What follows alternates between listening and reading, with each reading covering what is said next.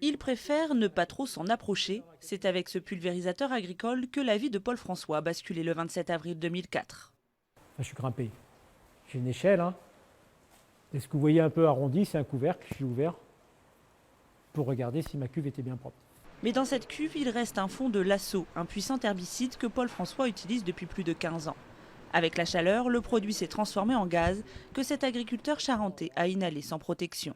Choqué, avec la sensation que son corps brûle de l'intérieur, il s'effondre devant sa femme. Tout ce qui est arrivé après, je ne m'en souviens pas parce que j'ai une amnésie d'une dizaine de jours.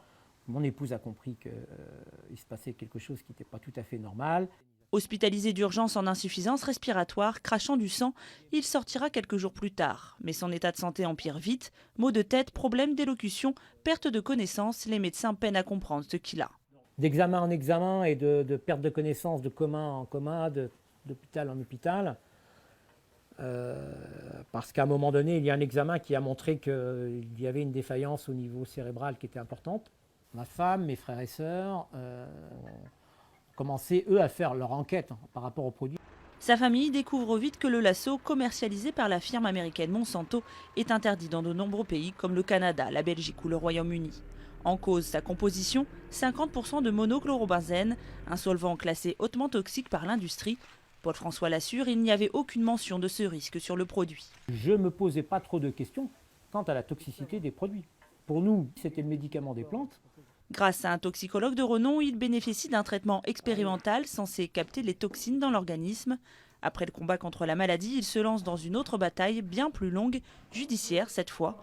D'abord pour faire reconnaître ces mots comme maladie professionnelle, une première victoire en 2010. Puis lui vient l'idée folle. Et un jour, dans une discussion avec mon avocat, je lui dis mais bon sang, mais Monsanto, c'est peut-être eux qu'il faudrait aussi quand même attaquer là, parce qu'ils se sont foutus de ma gueule.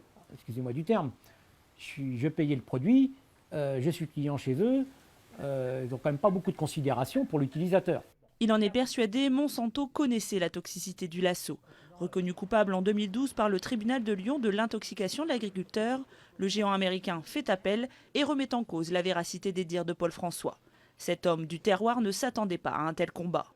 J'aime pas employer le mot courage parce que je pense que c'est plus de la folie de les attaquer. Je me prends pas pour quelqu'un de courageux. Bien sûr que si, il me dépasse ce combat. Si la condamnation de Monsanto est confirmée en appel, Paul François sera le premier à avoir fait chuter le géant américain en France. Mais il l'assure, il ne veut pas devenir une icône écolo.